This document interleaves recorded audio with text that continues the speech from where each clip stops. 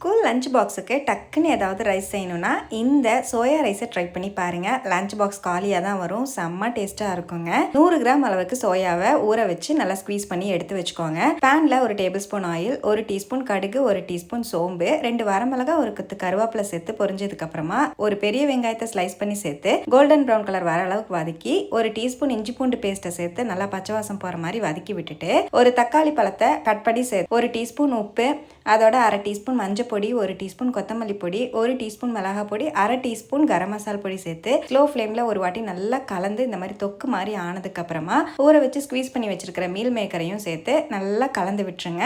நல்லா கலந்து விட்டுட்டு மீடியம் ஃப்ளேமில் ஒரு 2லேருந்து 3 நிமிஷம் அப்படியே மூடி வச்சுருங்க.